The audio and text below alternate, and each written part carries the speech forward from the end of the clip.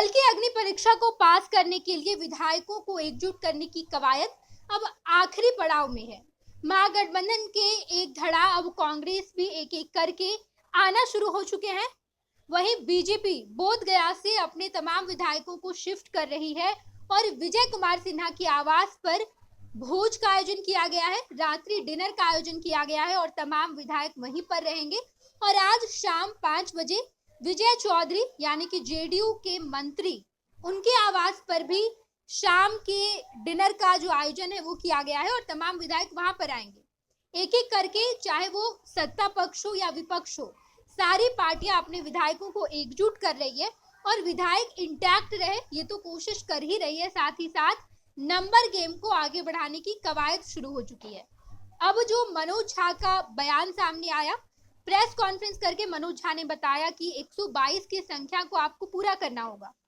समझना ये जरूरी है कि एनडी के पास पहले से 128 की संख्या है, वो क्यों 122 की संख्या पूरा करे जब पहले से उसके पास 122 से अधिक की संख्या है। जानना ये जरूरी है कि आखिर मनोज झा ने ऐसा बयान क्यों दिया और आगे लालू प्रसाद यादव और तेजस्वी यादव की क्या रणनीति है, कैसे वो अपना आखिरी दाव जीतेंगे या फिर हारेंगे, ये तो समय बताएगा।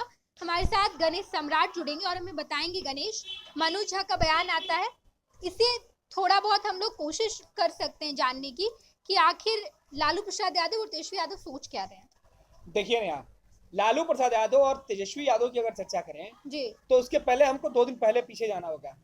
ये बयान आना कि बिहार के अंदर खेला होगा और खेला के बाद राष्ट्रीय जनता दल की चुप्पी हो जाती है, बीजेपी अपने विधायकों को और जेडीयू अपने विधायकों को टटोलने लगते हैं और इस बीच बीजेपी को लगता है कि शायद उनके विधायकों की संख्या घट सकती है।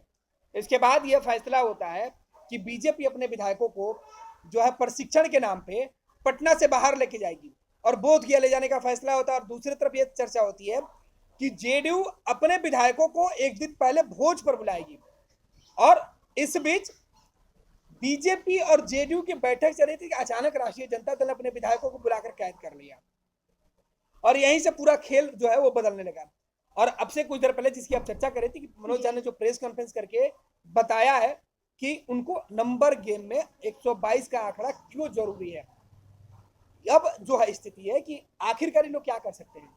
ये लोग विधानसभा में सरकार बचाने की लड़ाई नहीं लड़ रहे हैं, ये विधानसभा में अपना स्पीकर पहले किस तरीके से बच जाए उसकी लड़ाई लड़ रहे हैं। एक चीज तो स्पष्ट है कि नीतीश कुमार फिलहाल कार्यवाहक मुख्यमंत्री हैं।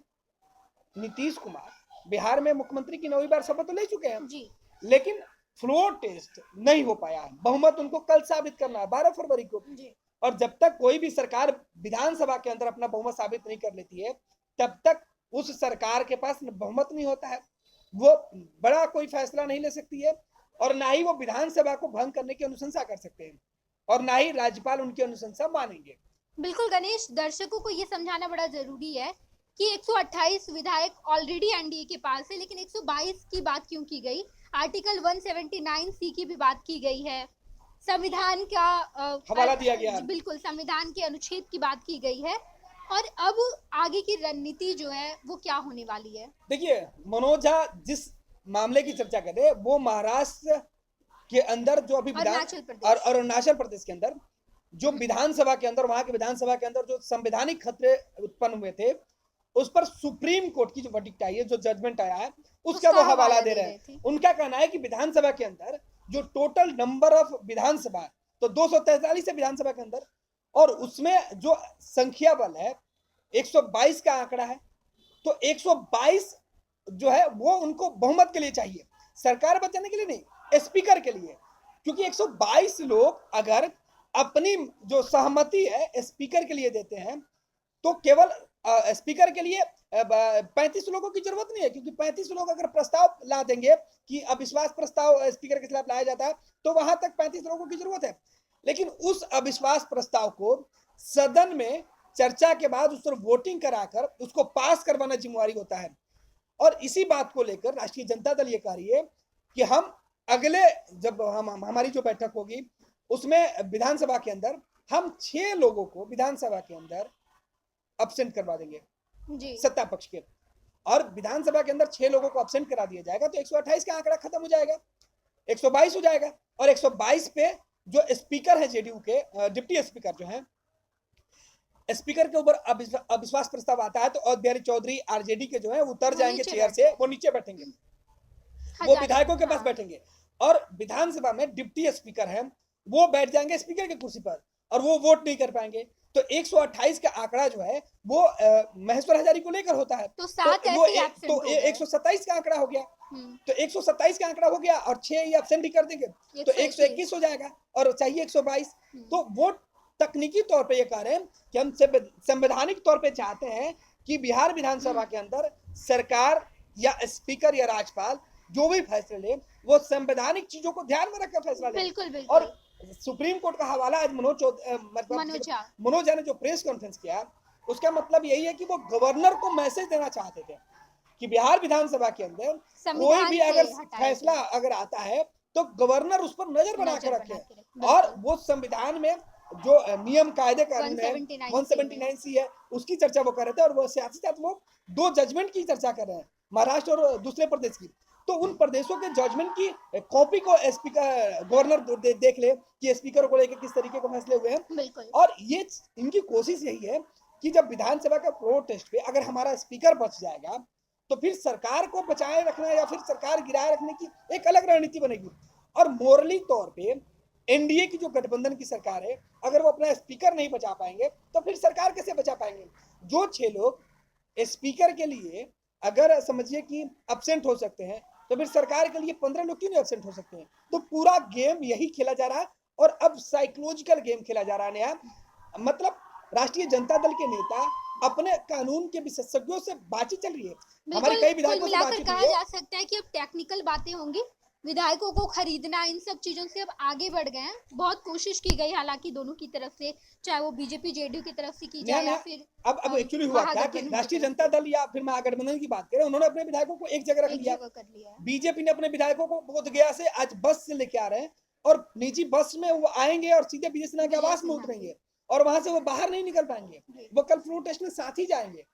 और जब बोधगया से वो चलेंगे तो उनके आगे और पीछे बीजेपी के वरिष्ठ नेताओं की जो गाड़ियां हैं वो उसको कवर करके ला रही हैं। मैंने विधायकों को मतलब ऐसा नहीं कि कोई विधायक यहाँ से लूट के लेके चला जाएगा, तो वो नहीं हो सकता है। और दूसरा चीज ये भी है नेहा कि फ्लोर टेस्ट के साथ साथ सरकार आंकड़े गिराने की जो बात कर रही है और उन आंकड़ों के बीच जो सीधे तौर पे जो बातें कही जा रही है वो बातें यही है कि अब सरकार को किस तरीके से बचाने की जिम्मेवारी है और सरकार बचाने के साथ साथ स्पीकर को बचाया जाए और तकनीकी तौर पे जो कानूनी प्रावधान है उनके उल्लेख किया जाए। तो कानूनी तौर पे केवल ऐसा नहीं है कि स्पीकर को हटा के वहां दूसरा स्पीकर बैठा लिया जाए, फिर आरजेडी को या फिर महागठबंधन के लोगों को सुप्रीम कोर्ट जाने का मामला या स्पीकर के गवर्नर के ऊपर सवाल उठे। तो ये पहले से गवर्नर को सचेत करना चाहते हैं कि अगर आप कोई गलत फैसला लेंगे तो हम उसके खिलाफ सुप्रीम कोर्ट या हाई कोर्ट न्यायालय मूव कर सकते हैं। तो ये इस गवर्नर को बताया जा रहा है और इसी वजह से जो बौखलाहट है, जो बेचैनी है सत्ता पक्ष में दिख रहा है। बिल्कुल बिल्कुल गणेश, बहुत बहुत धन्यवाद। तमाम जानकारी गणेश ने दी और समझना बेहद जरूरी है कि अगर मनोज झा ये तमाम बातें कह रहे थे तो आखिर वो कहना क्या चाह रहे थे। वो 179 आर्टिकल 179C का उल्लेख कर रहे थे जहां पर ये दर्ज है कि अगर आपको विधानसभा में स्पीकर को हटाना है तो तत्कालीन विधायकों की संख्या 122 होनी चाहिए, यानी कि कुल सीट 243 उसका आधा से अधिक होना चाहिए, 122 हो जाता है। और अगर 6 विधायक उस दिन एब्सेंट हो जाते हैं, हम तत्कालीन की बात कर रहे हैं, 179C में भी यह दर्ज है कि तत्कालीन विधानसभा में उस वक्त रहने चाहिए आपके बहुमत से, यानी कि 122 रहनी चाहिए अगर बिहार विधानसभा की बात की जाए तो। और अगर 6 एब्सेंट हो जाते हैं, 6 एब्सेंट हो गए तो 122 की संख्या हो जाती है। 122 में से अगर उपाध्यक्ष स्पीकर की कुर्सी पर बैठते हैं तो संख्या 121 हो जाती है। क्या खेल होगा देखना और जानना बड़ा दिलचस्प होगा। तमाम खबरों से हम आपको रूबरू कराते रहेंगे, देखते रहिएगा फर्स्ट बिहार झारखंड। धन्यवाद। पनोरमा ग्रुप, जो सोचता है वो करता है। ये लो मुंह मीठा करो, आज मैंने अपना जॉब छोड़ दिया, अब हम पूर्णिया वापस जाएंगे। जॉब छोड़ दिया है? मतलब ये घर कैसे चलेगा, हम करेंगे क्या और माँ बाबूजी क्या बोलेंगे? इसलिए मैं एक और मिठाई का डब्बा लाया, अपने बिजनेस के लिए लोन अप्रूव हो गया। अरे लोन अप्रूव हो गया वो तो ठीक है, लेकिन पूर्णिया में हम रहेंगे कहाँ? अपना घर भी तो नहीं है वहाँ। इसलिए तो एक और मिठाई का डब्बा अलग से लाया हूँ। हमने पूर्णिया में घर ले लिया है, पूर्णिया के ई होम्स पैनोरमा में। पूर्णिया में पैनोरमा ग्रुप लेकर आए हैं ई होम्स पैनोरमा, बड़ा घर, आलीशान जिंदगी और अत्याधुनिक सुविधाओं के संग। अरे अरे, अब क्यों मुंह मीठा करवा रही हो? क्योंकि हम घर वापसी जो कर रहे हैं। घर वापसी की खुशी पूर्णिया में ई होम्स पैनोरमा के संग। E Homes Panorama, luxurious lifestyle redefined.